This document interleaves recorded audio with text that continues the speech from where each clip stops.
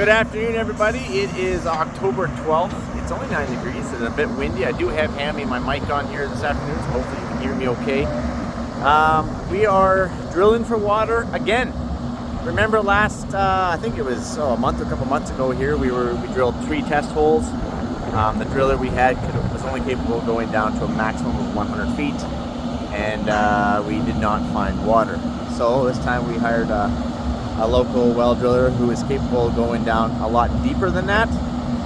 So he's been drilling here all day, and we did strike a 10-foot sand / gravel seam at about 120 feet, and so we're going to explore that. So I guess I should update a little bit here.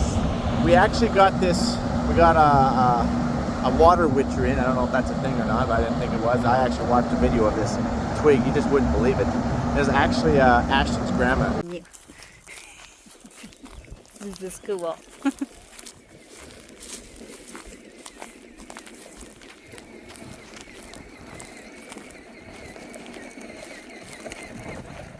They missed it.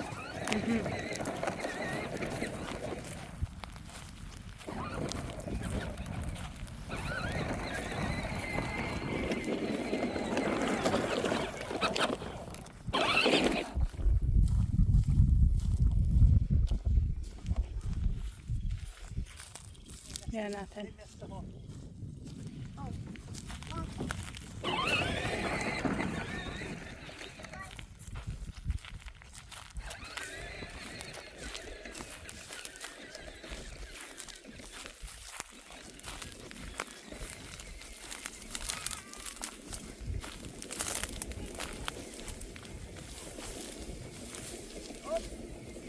There it is. In line with that. Okay. I walked a long way. So if we wanted it lower, it could be. Oh, it's dry. Of course. By water. Mm-hmm. Yeah, it's strong here. And anyway, so Ashtyn's grandma came over here, and she found a spot right there. We stuck a flag, and she found one more spot right there that we stuck another flag. And so we're like, okay, well, you know what? Before we find any more, let's just. And we looked between, nothing in between. We looked where we did all the other test holes, nothing. So we're like, all right, we'll give this a whirl. And I thought that's pretty dang fishy. I'm not gonna lie. Water witching, what the heck is that? Does that even work? I didn't think it did. But anyways, not saying it has, but we have definitely found something. So we found 10-foot seam of gravel and sand, 120 feet. So we had a decision to make. Do we explore it? Do we put our 5-inch casing down and see if there's anything there? Or do we keep going to where we think there's water at about 300 feet deep, which is actually not that deep compared to back home, which we are capable of doing, and then try that. But again, there's no guarantee that you're gonna hit water at 300 feet deep either, though there is water in the area that deep. So we're like, well, so anyways, if we don't hit water here at 120 after we put all of our casing down, or if it's not good enough water, or it's not enough water, or whatever it might be, we gotta pull the casing all back up. So it will definitely add a lot of extra cost to our well. But if we can hit it at 120 feet and we don't have to go down to 300 plus feet, then obviously we're saving a pile of money as well. So it's 50-50. What do you do? Six one way, half a dozen the other. So Ash and I, we've decided to punch this casing down at the 120 feet and see what we can find. If it doesn't work, we got to pull all the casing back up. Hopefully they can get it out without breaking it. We'll add a lot of extra cost to our well, and then we have to, if we can use the same hole, awesome. If it jeopardizes the hole while they're pulling all their casing, then we're gonna have to drill another hole in either in the same area or we right there where that mark is. So anyways, we're hoping by the end of today we'll have some sort of an idea whether this is going to produce anything. They have yet to put the casing down. They just basically flushed the hole. He said it's sliding up and down pretty good, like there should be water there, but we really don't know until we actually put the casing in and get at it.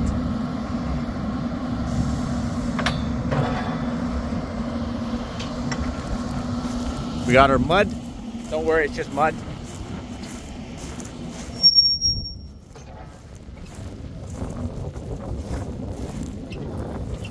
Here's our casing.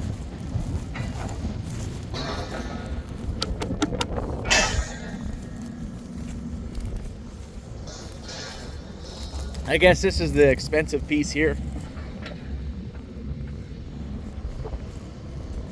So yeah, hopefully we'll know by the end of the day. I'm gonna stay out of their way so they can. They've been going all day on this. If you're wondering, they've been going all day. So. I think they're just pulling their pipe out right now. Yep, pulling the pipe.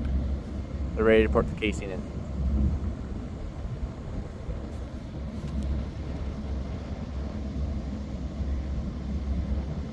Oh man, I hope that we can hit water at 120 and don't have to go as deep. Now, put a little context in this. We have 2 deep wells back home at the South Farm. They're super soft. It goes down in the Judith Basin. They are 700-800 feet deep, somewhere like that. I'm pretty sure that's about how deep they are. I know they're deep, way deeper than something like this. It's super soft water, but it's high in salts. So if you wash your vehicle, it's going to leave a white film. There's going to be some white on the gravel. But it is soft water, and we do use it for spraying. Apparently there's no Judith Basin anywhere around here, so finding water in this part of the world, the North Farm, is definitely a lot harder to do.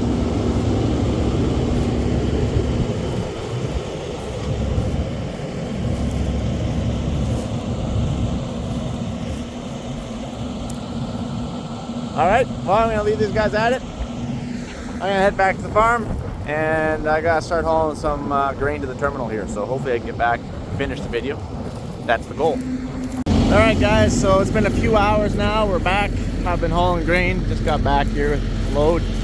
And they got all the casing down. And we have water.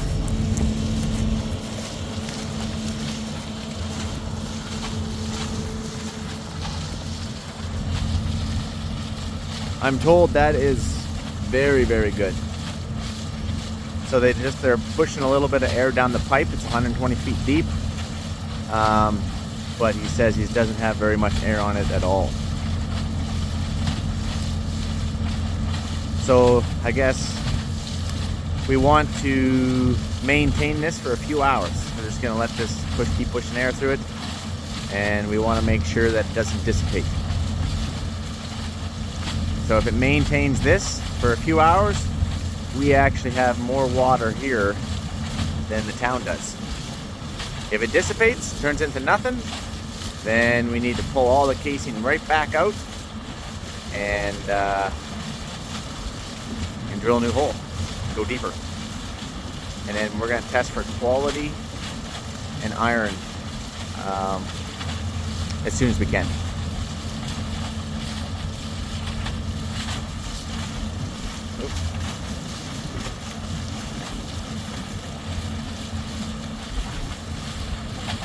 That's a great sign. Look at all that water just splashing out of there. You can also get another view right here. How much water is coming out of a port. That's a 3-inch port. Right there in the bottom left corner. And obviously we're still losing water. It's not all going in. So that's very impressive amount of water flow. So I'm told. So I'm told. I don't know these things, but that's what he said. Very impressive.